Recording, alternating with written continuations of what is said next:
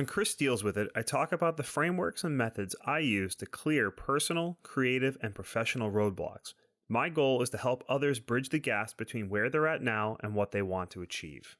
If you're new to the show, I'm an engineer, writer, parent, game designer, leader, and reader who leverages that experience to develop creative solutions to problems. An AI statement that all elements of this episode are products of the author, Chris Kreuter, and made without the use of any AI tools. Welcome to episode 68 of Chris Deals With It. Survey says, we're inundated with data.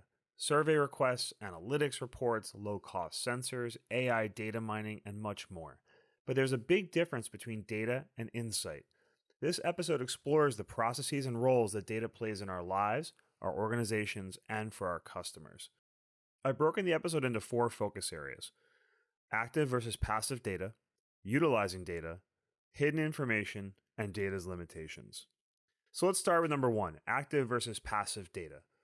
I define active data as information gathered by actively engaging with a customer, product, or service. So examples here could include prompting a user to provide feedback in a website pop-up, emailing a survey form to a customer, the happy sad buttons in public restrooms, opinion polling on a street corner, and manual logging of interaction information by an employee. This data collection is an interruption to the customer. It's a request for their time, possibly in addition to what they've already invested in a product or service. Are we hounding them with multiple emails, such as reminders to leave feedback? I know I personally get annoyed by this practice. And are we tracking how many of these requests actually result in usable feedback? Has there been enough time or experience with the material we're asking them for review? For example, I don't ask someone if they like my book a day after they purchase it. What is the expected bandwidth of our customers? Are we asking busy customers to fill out a 10-minute email survey after a one-time experience in our store?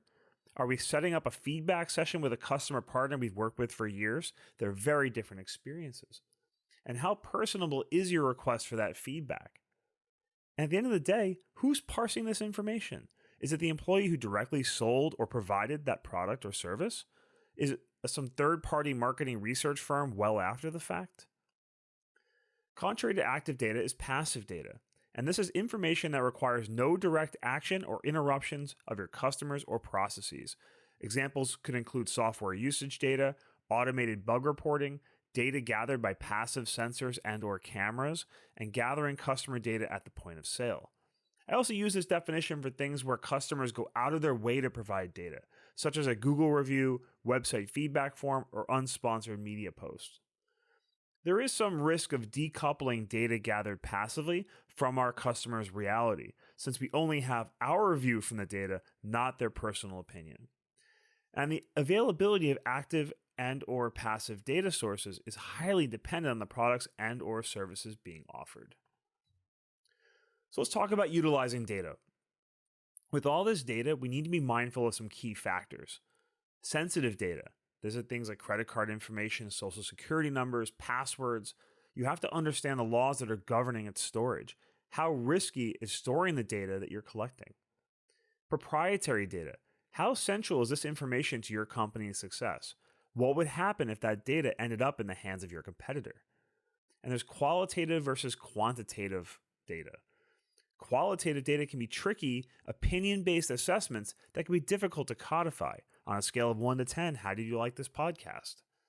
Quantitative data would be an actual metric based on something that's measurable. How long did they listen to the podcast? And I'll come back to that example a little bit later in the episode. Having a clear, usable data structure is vital for success. You want to focus on maximizing the benefits to the end users and/or customers who are going to benefit most from the insights gained. You want to consult with them on what would help their aspect of the business or improving their experience with your products or services. Consider the impact of data at all levels of your organization. What gets measured gets managed. And who owns the results of the data being analyzed? Will they have personal reviews, compensation, success, or failure be measured with the data? If so, you better be confident in the quality of the data and put in steps to regularly review its efficacy. For those gathering the data, you want to try to avoid double work or entry whenever possible. If you make it onerous to gather data, you might get inconsistent results, especially during busy periods. And is the data embedded already in your processes? Adding extra data collection steps could slow or hinder your staff's ability to get their core job functions completed. And you might think that data analytics tools require expensive software and solutions and specialized training. While those certainly can help, there are some amazing sources out there, and many tools are actually democratizing analytics. There are some great no to low code solutions that can help you gather and connect data and produce very useful reports. This would include Microsoft's Power BI, Tableau, which is now owned by Salesforce, Airtable, Google Data Studio, SQL or SQL database managers. Even Notion, one of my favorite apps, is getting into the data reporting game. Let's change tack a little bit and talk about hidden information. Are there sources of data within your existing tools that can enhance your business intelligence? A retail store might have a bell device at the front door that alerts staff when people come and go. These devices can often be sources of data on the number of people coming and going, with timestamps you could use to measure foot traffic by time of day and day of week. You could further tie this into sales data for that same time period to find correlations. For example, are people buying more often and in larger amounts when the store is less busy? Explore other methods to utilize data you already have. For example, you might be keeping track of regular customers using your point of sale system, but are you reviewing this data to gauge engagement with these repeat customers? How often are they shopping? What's trending from their purchases? Are there discernible patterns that can be found in that data? A lot of organizations are going to have multiple disconnected systems for various functions. It might be possible to pull data from these various systems and connect that data for further insight. These linkages are called data keys, and these can be valuable tools for enhanced analytics. You can create it's called a schema that you can create around all these different data sets interconnected to provide very valuable insight. For example, you might have a CRM or customer relationship management tool or a pipeline system for customer management, but another one that actually manages the customer orders and deliveries. A customer account number would likely be the data key that connects the data from these two systems, and this would allow you to create combined reports showing customer metrics alongside sales and delivery history, a one-stop overview of a customer. Be wary of data sources from online tools like reviews. In some cases, many of these can actually be bots, and listening to this data too much can skew results or hide more realistic, actionable data. Or to put it another way, are you measuring the right metrics that have the potential to provide a better customer experience? I mean, what is data unless we're using it to actually make for a better customer experience, right? So I'll go back to this example of my podcast analytics. If I were just to go off reviews I find online, I'm only going to get a few touch points on people's opinions. These are people who took extra time going out of their way to provide feedback. It's possible some of those are bots, but regardless, the total number of reviews is a very small subset of the total listeners on any given episode.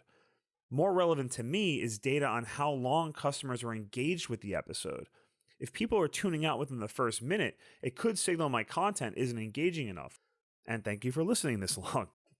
Real quick, I want to touch on data's limitations as well. For all of this talk about data, it's limited. Data can't run your business, nor should it. Consider the analytic skill set of those who are receiving this information.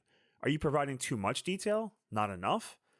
You can set up reports that focus on first level data, which might be enough for some certain staff, but then provide opportunities to click further into the results to gain second and even third level insights. And it's really important to be clear on the vectors to action that your data will have on your organization. Your marketing team and sales teams are both focused on growing the business, but they may need to utilize the data in different ways. Marketing is all about creating buzz around a product or service, while sales is working to convert that buzz into paying customers. Now, these could often utilize similar data sets, but the stories they tell from that data will often differ. This kind of storytelling is critical. Humans are not data. We're emotional, rational beings that buy through a combination of trust, relationship, and stories. So how are you going to drive human action with data? So today's quote is from Kayleen Bradley's wonderful debut novel, The Ministry of Time. Ideas are fractional entities, which wilt when pinned to flowcharts. Ideas have to cause problems before they cause solutions. And with that, have a great day.